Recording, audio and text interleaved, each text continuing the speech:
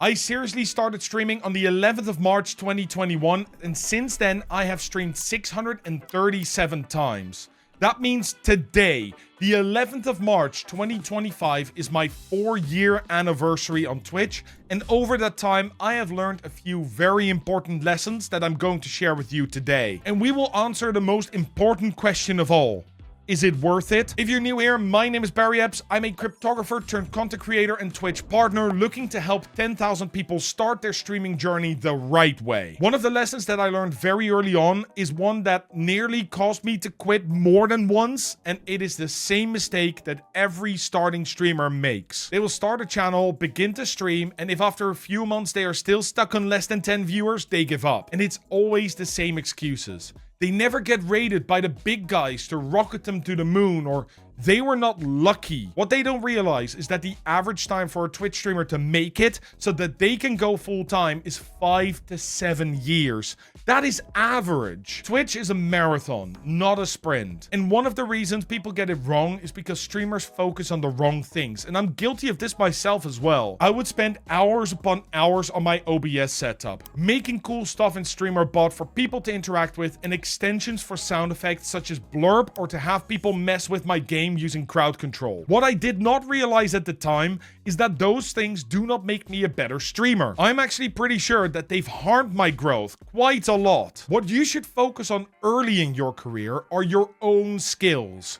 You need to make it so that you become interesting enough to watch. I have a whole video on how to do this. I will link it in the video below for you to check out after this one. But setting up widgets, getting extensions, making sound alerts and redemptions, all of these cost time, and time is money, friend. I could not have said it better. Actually, what the goblin really meant is that time is just as limited a currency as money is. You can only spend 24 hours per day, and 8 of those go to sleep, and another at least 8 go to your work. So whenever you have time to do something for your stream, think to yourself, what can I do right now that will move the needle the most? And I can guarantee you, the most important thing to do, the only thing that really matters, is producing content. Making stuff that people will see so you can be discovered. And the best way to get discovered, and I've said it 100 times, is to make content on other platforms such as YouTube and TikTok, and use that to move them over to Twitch. That means making weekly videos at least, and producing enough shorts so you can post one every single day. But finding good clips from your stream to edit into entertaining shorts can be hard.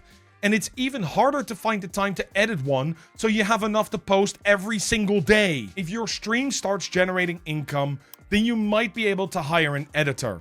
But that can also be costly. What if you could generate as many shorts as you want in minutes for a fixed price? Well, that's where the sponsor of today's video can help you, Nexus Clips. After you log in, you just link your Twitch or YouTube channel, and Nexus Clips will use their advanced algorithms to analyze all your streams for good moments and pull them all into an easy to understand overlay. One of the things that I really like is that they give each moment a score of 1 to 100, which shows the likelihood for your clip to succeed on platforms such as YouTube, TikTok, and Instagram. Once you've found a clip you like, you can grab the exact clip and download the horizontal clip if you want to edit it yourself, but you don't need to. Their vertical clip editor is, well, best in class, really. Once it's loaded in, you can select one of the presets and make sure you have the layout right. I personally like the double layout, and then I shrink the camera a little bit. In the bottom of the screen, you can then see all the video tracks, including the automatically generated subtitles,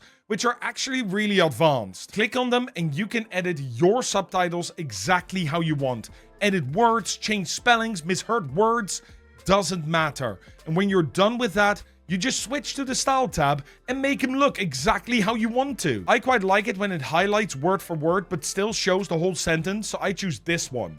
And then I changed my font and style to fit the colors of my brand. Now I just change the title if I want to, and I only want this to show at the start, so let's drag that all the way back here. And then they also provide a call to action for your channel. And if you're not happy with it, then you can also manually change the style completely with the advanced style options. Then all you need to do is click the share button and you can download your short or post it directly to a linked TikTok or YouTube account with their magic post feature. Nexus Clips makes it easy for you to edit your clips so you can post a new one every single day without it costing you any extra time. We have seen people like Pirate Software and Queso blow up their viewership using nothing but consistent posting of good and well-edited short-form content. You could be the next one to blow up with Nexus Clips. Sign up with the link in the description or go to nexusclips.com and sign up with the discount code CONTENTDELTA to get the best deal possible.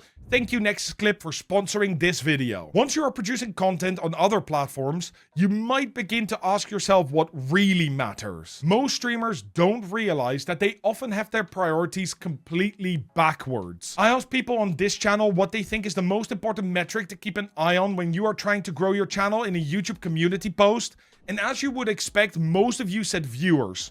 But what was impressive for me was that followers came in a very lengthy second to subscriptions and unique chatters. In all honesty, followers do not matter once you've got the 50 for Twitch affiliate. And if you really want to have a lot of followers, you can just buy some, right? That'll make you happy. And it won't actually do anything for your channel, nor do I recommend doing it. It's highly against TOS. But think of it like this. Imagine you own a shop and you get hundreds of visitors a day that tell you that you are the best shop in town. But when you count your sales at the end of the day, you notice that only one person actually bought something from you. That wouldn't be good for you or your shop. Because as much as they might say that they will come to you for their needs, they just don't. If you want to know if you are growing, just looking at your average viewers isn't enough. You want to know how big your core audience, fringe audience, and total audience are. And these are hidden numbers that Twitch doesn't give you. When you grow your stream, you will notice more and more that your viewer graph will look like this, or what I call the hockey stick. First, look at how many people are in your stream at the 1 hour mark on average. That is your core audience.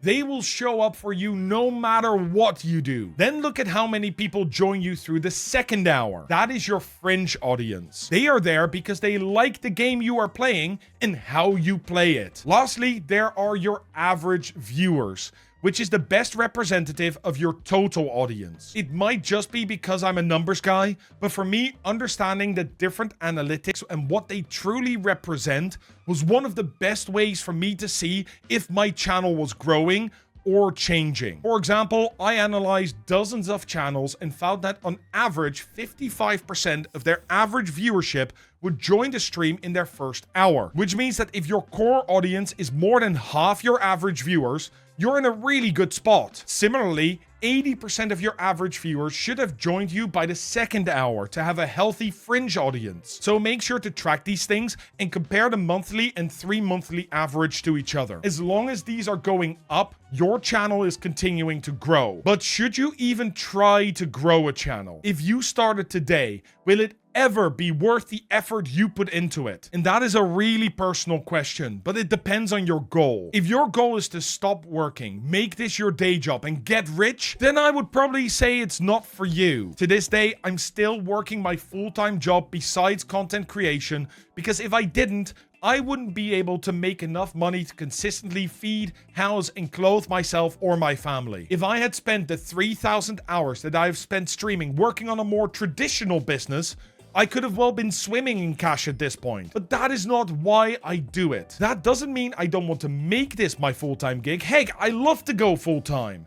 But there's a reason I chose this over anything else. I genuinely love writing videos, live streaming, educating people, and helping them grow their businesses. Will you eventually make it? Probably, if you just never give up.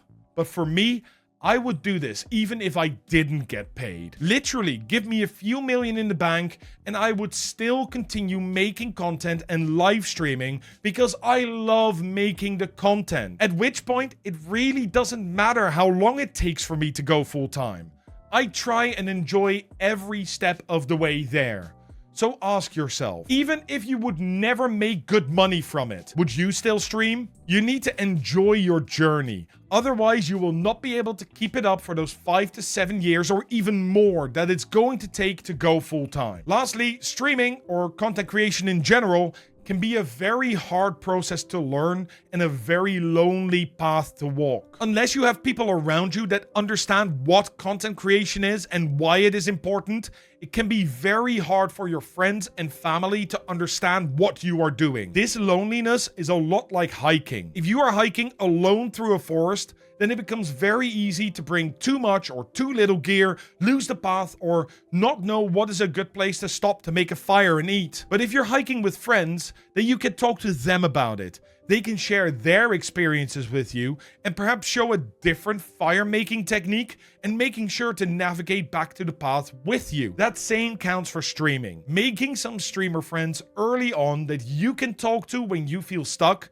when you are struggling, or to celebrate your wins with you, makes such a difference on the very long and arduous journey. Even if they fall out of the marathon miles before the finish and you need to keep running, others will start running with you and you can share the ideas with them. If you don't have someone like that, then jump into the Content Delta Discord where everyone is trying to walk this path with you. I will leave a link to that in the description below. 4 years later and I still haven't figured it all out.